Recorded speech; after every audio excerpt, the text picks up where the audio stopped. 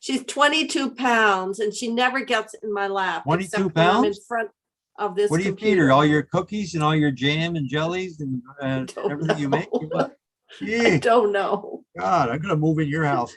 Okay. All right, let's, it is Transportation Committee again, and our subject right now is public transit budget. Ross McDonald's with us.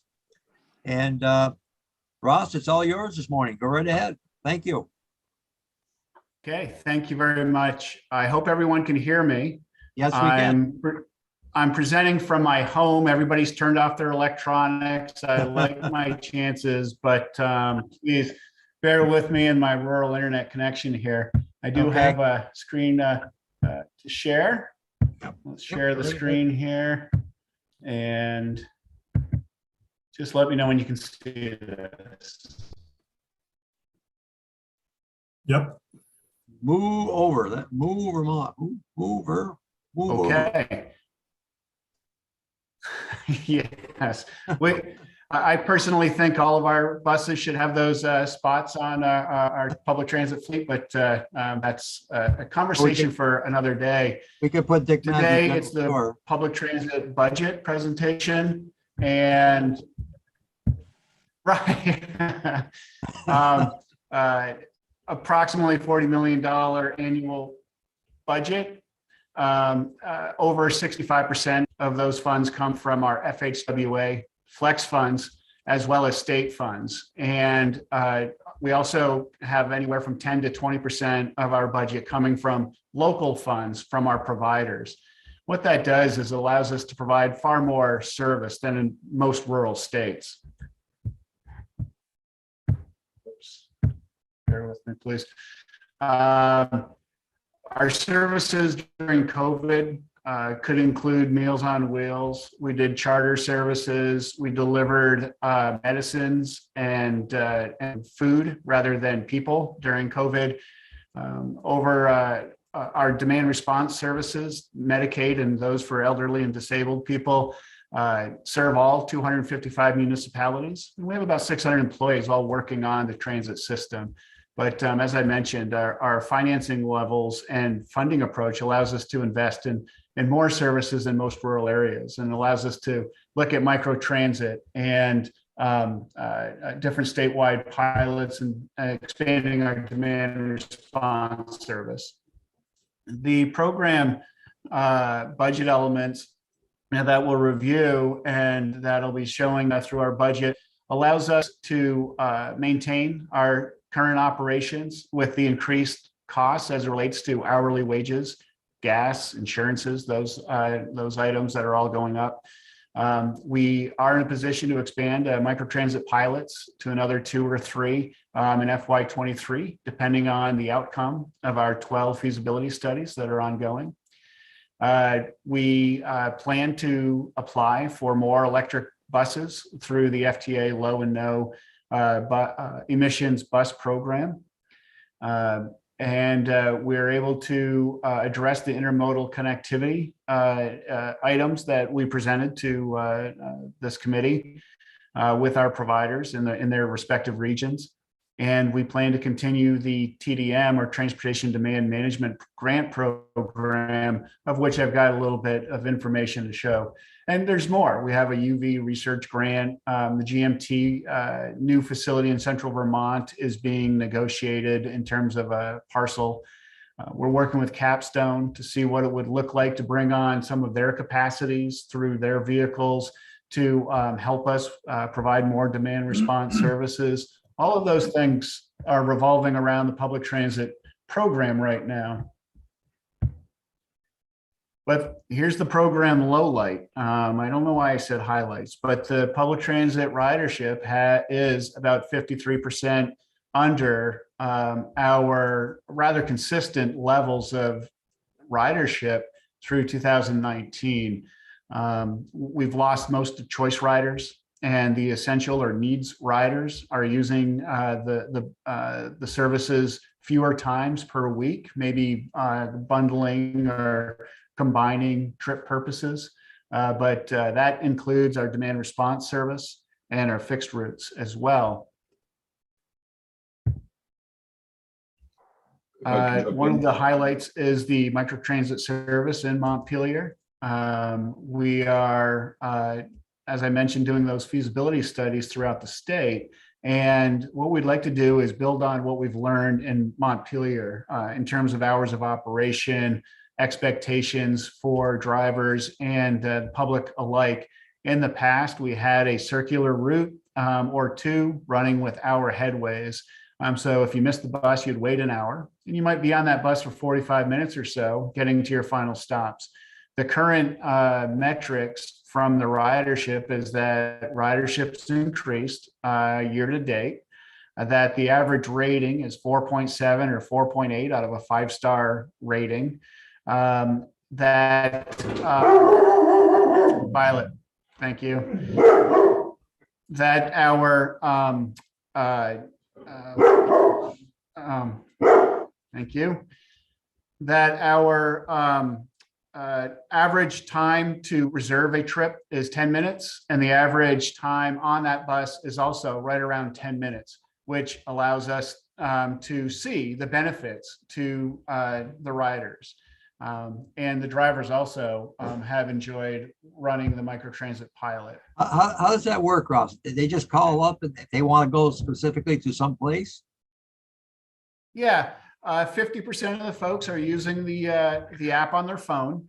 And the other 50% are calling the 800 number, and GMT is reserving that trip on their behalf.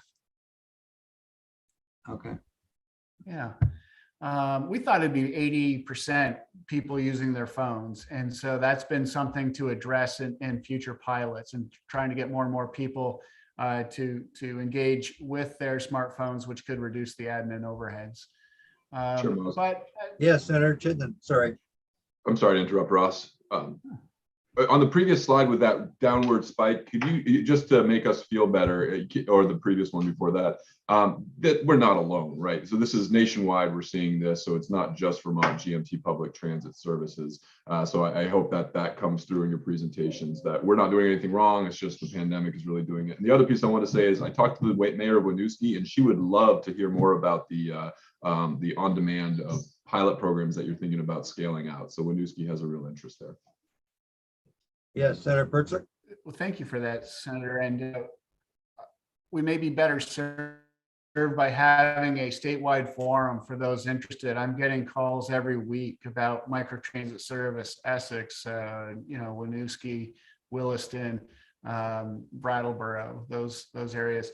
It's true. Ridership overall is down 50%, and there's a lot of nuance there. Our demand response services, the dial-a-ride for essential medical and shopping trips, are around 65% of pre-COVID levels, and that's inching up a little bit.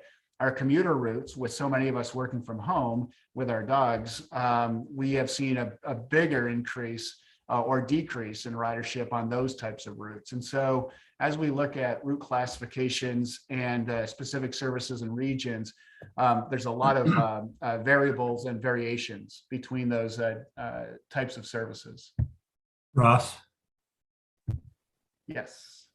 I have 3 questions on that graph, which is, what are the green diamonds? Is one question. The green diamonds were the actual ridership. Well, actually, let's see. I can't see this thing.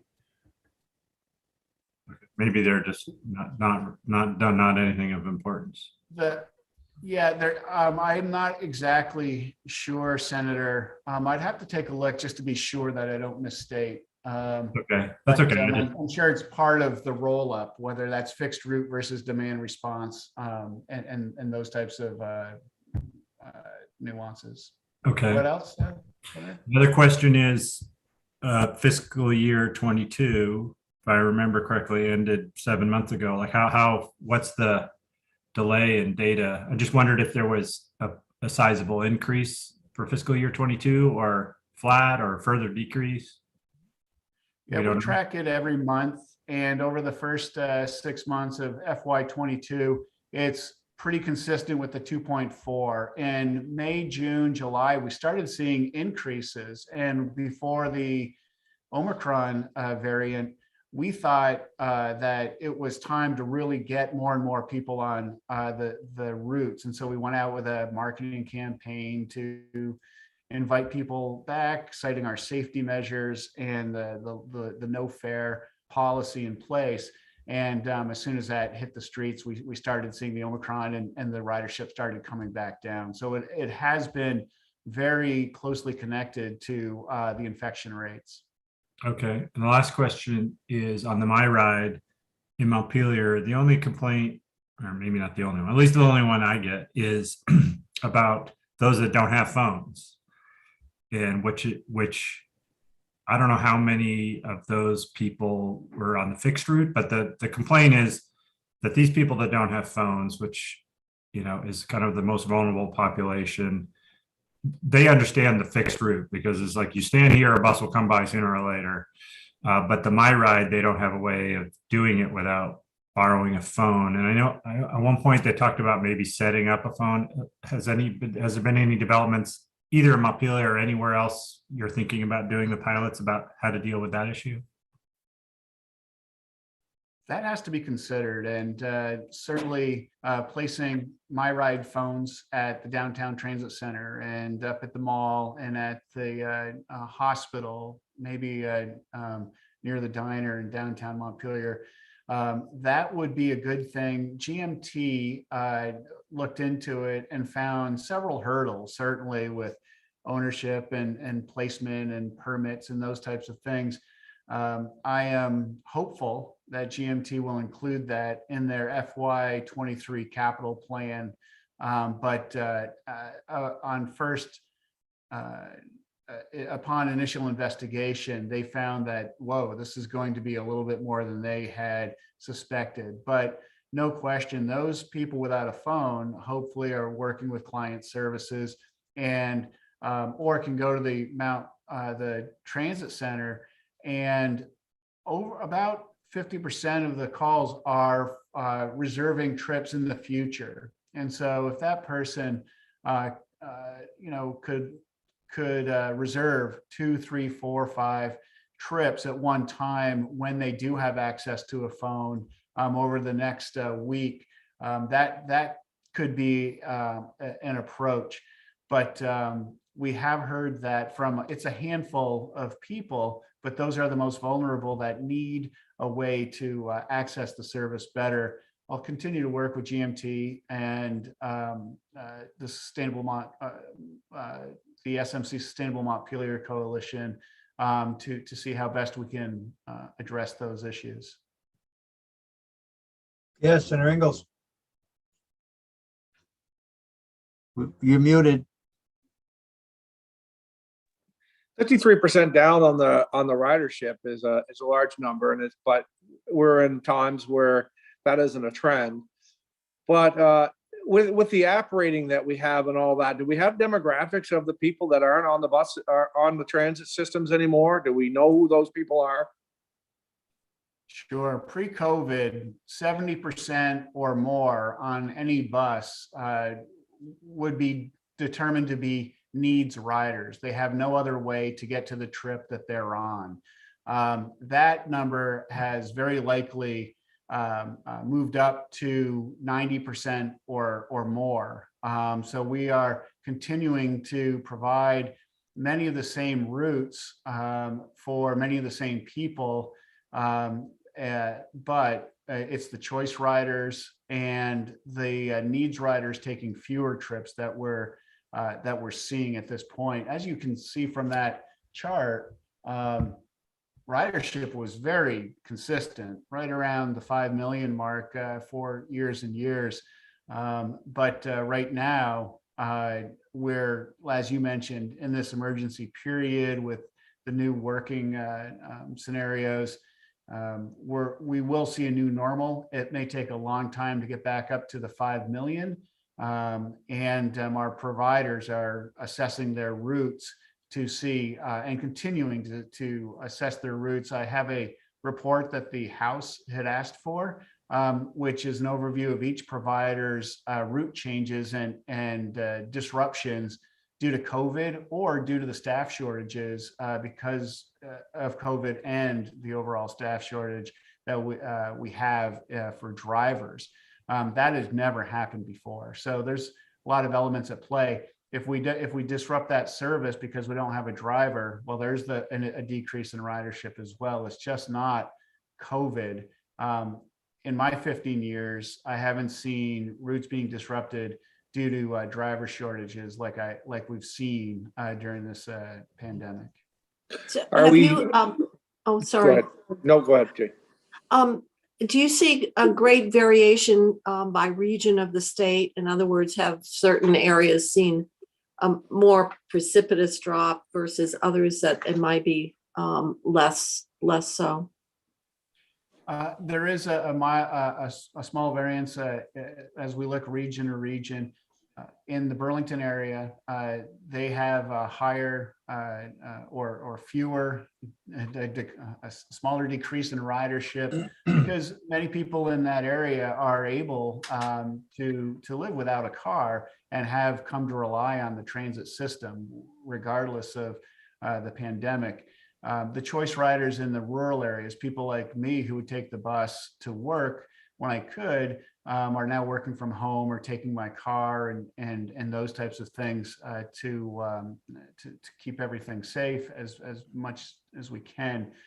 So yeah, the urban area, their ridership hasn't dipped quite as much as some of the rural areas. The bus from Burlington to Montpelier, that must be declined because of people working from home. There's a lot of people working from home now. My daughter works in Montpelier, but she's working from home. And there's just a lot of folks that just don't drive anymore. So, you know. They've reduced to, I think, 3 runs from 6. I bet, yeah. They don't have the ridership they had on those 3 buses. As you know, the state workforce is overwhelmingly working from their home. I'm in very city place most days because of my Wi-Fi connections and large file movements and the like. I'm one of 2 people in an area of 50 that is there almost every day, and then maybe a smattering of other people throughout the week. So that's going to be around for a while. That's not going to go away. I think that's going to be that's the future. I think there's a lot of folks that I know office space is going to be all over the place to rent because they're not going to go back. They can save money and do their job from home. Senator Ingalls.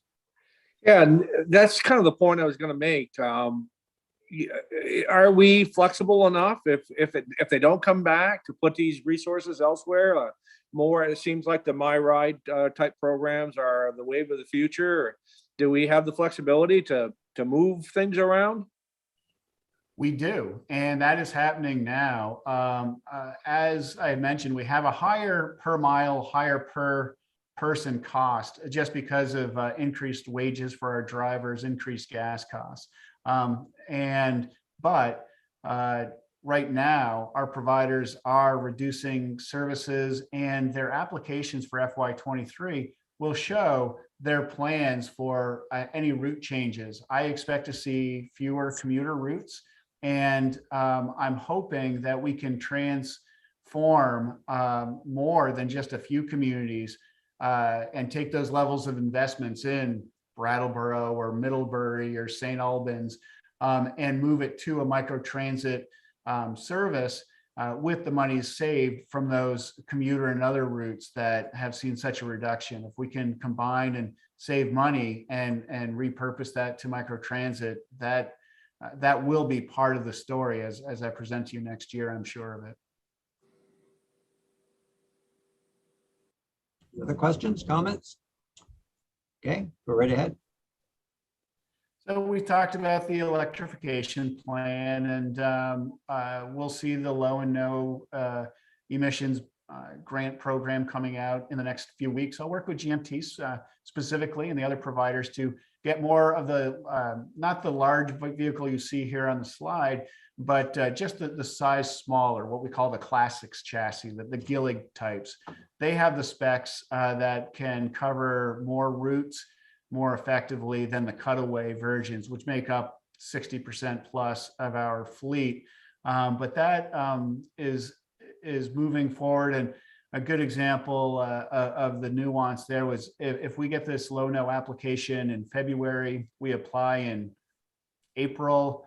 We get awarded in May or June, and we make the award for the vehicles in September or October.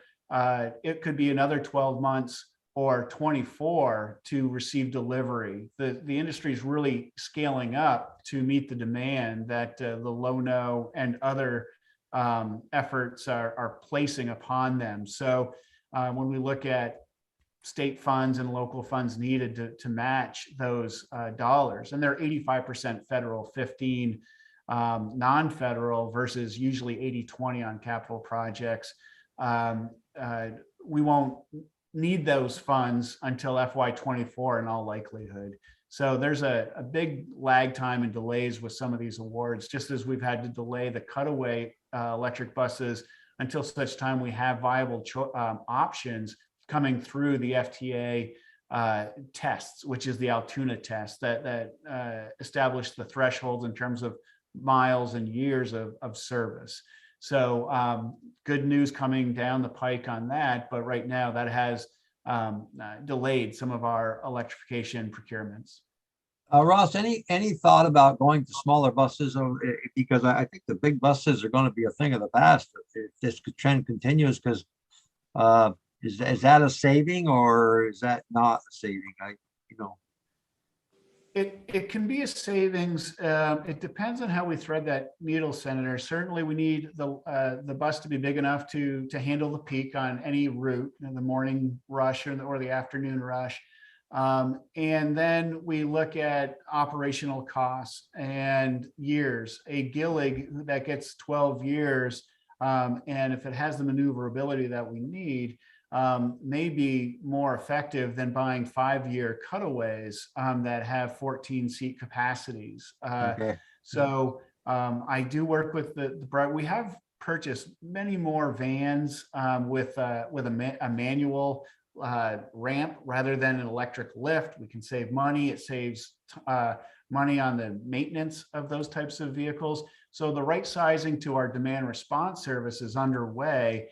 And certainly we're forever talking right sizing to ensure that your system is using the best fit in terms of capital cost and life cycle. Yeah, the biggest problem is going to be get employees. That's not going to ease up. That's a terrible. It's just a problem in every industry, and you're going to have to pay a lot more. Yeah. It was something that we expected. We didn't expect it at this level, Senator. No, it's bad. It's bad everywhere. I don't know how everybody's just struggling. I know in my little story here, I'm having problems. It's just unbelievable, That's what I'm hearing. And it's not only drivers, it's the maintenance staff too, especially Sure. as Oh, we yeah. get into the electrification. Oh. We talked to maintenance folks who are used to getting their hands dirty with the oil and lubes and stuff. And now we're talking about electrification, and that scares some folks. And it also means more training, which justifies a higher wage. And so the good news is with the bipartisan infrastructure law, those increased dollars that we are receiving does allow us to sustain services where if this was status quo, we could be looking, we could have been looking at service cuts due to our inabilities to pay those higher wages. We'll see, but it's still very much up in the air with some union negotiations that are ongoing and forthcoming in the next year. So there's only one new line item in the budget in FY23, and that is really moving our pilot and our demand response services called the Recovery and Job Access pilot to the Recovery and Job Access rides. We received 320,000 by elderly and disabled or Medicaid demand response trips, and found that certainly in the rural areas, there was a big need to get people to additional therapy and counseling and sessions, as well as getting some of our economically challenged folks, disenfranchised folks to job opportunities for a week or two while they align a carpool or get a paycheck so that they can pay for a vehicle payment on their own. $400,000 in FY24 will be split throughout our 7 providers. And we will also be covering half of the non-federal match with AHS monies. And so they will contribute $100,000 in their state funds to match our own VTrans state funds. We share the same clients for the same purposes with the same goals. I'm hoping that's a good indication of some interagency coordination. So that's the big new item for FY24. And something that happened a few years ago was the TDM, Transportation Demand Management Grant Program, $500,000. So far, we've spent, upwards or have obligated upwards to $900,000 on microtransit pilots and the bike share and e-bike programs, rider support and surveys, telework resources, those types of projects. And happy to have Dan Courier, a really great staff member who's overseeing these grants, come in and speak to you guys about these activities. We don't think it's going to reduce greenhouse gases by 30% or anything like that, but if it can help more people get out of their SOVs and to use multimodal options, then we're interested in seeing what works and seeing what that would look like if we were to scale that up, almost like the Recovery and Job Access rides. But that's where we are with that program. And so now e-bikes committee, e-bikes, there we go. E-bikes, going to have more of them. They're awesome to have. And I go to our own general store quite a bit, but I don't know how much it's saving us over here in the woods. But yeah, it's really nice. It's really nice to have. So as you can see, with the big difference here is 4.18 million down below in state funds. The columns show the funding source, and these line items show the purpose. Overall, the 4.1 million in state funds is usually, as you guys know, around $7.5 to $8 million, $8.5 million. But because we have some COVID relief funds left at 100%, we'll be able to not pay for operations with 50-50 federal, state, and local funds, but with 100% federal funds, and that reduces the challenge of coming up with the state match for those for that line item. Also, because of where we are with our electrification plans, we don't have a lot of money in there to cover electric vehicles that would be delivered in FY23 because we expect a lot of them to be delivered in FY22. And the ones that we're ordering in the next couple of months will probably be delivered in FY24. So a little bit of nuance there. Overall, that 4% increase overall will allow us to proceed as I kind of laid out in the beginning. We'll sustain services, we'll do more microtransit, we'll continue our electrification plans, and while on the fly adjusting the services to reflect the new demands through this new normal. I agree with you, Senator Mazza. We're looking at a new normal more than a return to pre-COVID in terms of ridership. And so what is that going to look like is the real challenge of the day. Yes, Senator Pertlick. So is there an increased budget for those microtransit pilots, or is that just the continuation of the 500,000 from last year? That'll be well, the microtransit studies have been we've used some MTI or Mobility and Transportation Innovation grants. With what we've done is we have a 9.5 million item here for operations. Usually that's around 8.6 or so. So we did increase the operations a little bit to cover some more microtransit transitions.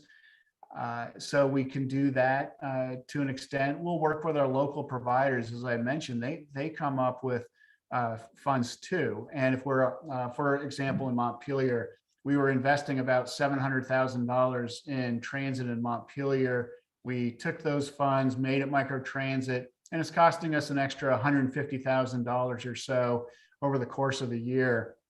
And so it isn't moving to a microtransit pilot that costs us $900,000. It's really that delta that we'll need to assess and get on the back of the envelope to see what those costs to transition to microtransit will be. Because we can save some money on our commuter routes because of the other service fluctuations, I'm hoping that we can at least launch 2 to 3 microtransit pilots and maybe more in FY24, depending on the applications that come in and those microtransit feasibility studies that are ongoing. We expect 7 of those to be completed, 1 for each region, or 6 to be completed, 1 for each demand response region throughout the state. To consider those, I've asked the providers to prioritize the community they feel would be best suited for microtransit. And VIA is doing those microtransit feasibility studies that will reveal the investments, cost benefits, ridership estimates, all of those items. Okay. Did you say that you suggested that we have Dan in to talk about more specific, Dan Courier, or is... We certainly can, and I'm part of those discussions and those programs too. Right now, certainly, as I had mentioned, those have really revolved around better information, more assessment of different modes, including the e-bikes, as well as a program that incentivizes people to not take their car to work. Those types of programs. I think what we're planning to do is have Dan have a overview of all the programs that are ongoing, that have finished, with an assessment of each for you to review, and we should have that sometime in February. Okay. So Ross, getting back to your spreadsheet on your budget, the prior sheet, the federal infrastructure bill did have funding for public transit. Is that reflected did. here? Where would we find right now? You've got formula funds, you've got COVID, which is, I don't know what you mean by, I assume COVID is ERA. I'm not sure, CRF, or so could you tell me where or how those new federal infrastructure funds, where they would be reflected here in this sheet? Also, you had mentioned a partnership with AHS and match. So we have state match for operations. Would the AHS match be reflected here, or is it in their budget? I'm just wondering how that translates into money, or those different changes are reflected here on this sheet. Sure, thank you for that. Yes. Right now, we're still waiting for final appropriations to be sure of the increase that the bipartisan infrastructure law has provided to us. We're told it's about a 30% increase, and that 30% increase is going to be on the formula funds. Right now, if we look at $750,000 in FTA formula funds from FY23, we will have 3 years to obligate those new funds. And working through FY23, we were charged with moving through the COVID relief funds to the extent possible to reduce the burden on state and local funds, which we intend to do. The 9.5 is just about most of the remaining COVID relief funds, and we received CARES Act funds, CRISA, and ARPA funds.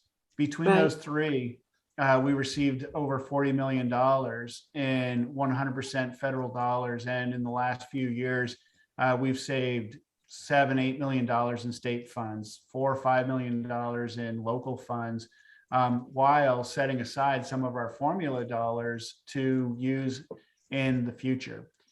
The other big element of the infrastructure law is that right now, these STIP and CMAQ funds, which is flexed from our FHWA program, right now at 3.125 million, those are for new starts. And those could be used for new routes for a period of 3 years at 80-20 instead of 50-50 for the operations. The new law allows us to use those CMAQ funds at 80-20 for new starts for the foreseeable future with no sunset date. That is where a lot of the microtransit funds could come from if I move formula funds down into capital and pay more formula funds for admin or maintenance, which allows us to put more money into the CMAQ bucket, which allows for more microtransit service at 80-20 rather than using formula funds for operations at 50-50. So that is a moving part and nuance to the considerations. On FY23, what we've done is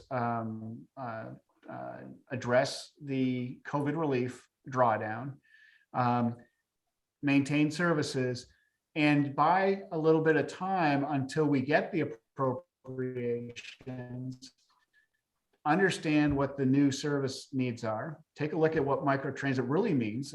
Is it going to be as influential to and impactful to our communities as we hope it's going to be?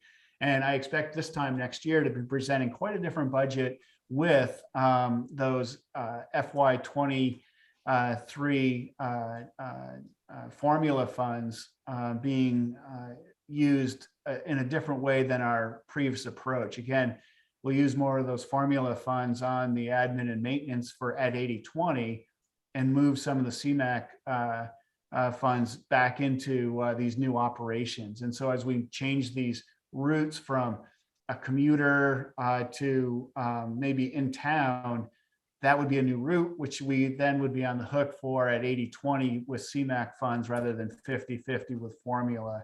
So those are some of the other. So if I understand what you're saying, basically, there's so many unknowns yet that this budget doesn't really reflect it. But next year we will see how that funding can be maximized, so that we're using the higher match rates and. Okay. Yeah, I don't want to say it's kicking the can down the road because we really are able to do a lot with this current budget. And as you know, when we look at a total FY23 number of 44 million, it represents an increase of over the 36-38 million that Barbara and I, were kind of charged with budgeting to in the previous years. And so we have a little bit more money for, using the COVID relief funds, and then those were replaced with the higher formula funds. Nothing beats the 20 million that we get from Flex. A 30% increase on formula means maybe a $700,000 difference, something like that. But that would be really important to most rural states, but because of that Flex item and because of that CMAQ allowance, it's going to impact our budget in different ways. Okay. Anything else? I don't have anything else. Just thank you for your time and all your support. Yep. Any questions from any members? Well, thank you very much, Ross. It's always you'll go through it very well. Appreciate it. Thank you. Thank you, guys. We'll talk to you soon. Yep. Have a good day. Thank you too. Okay.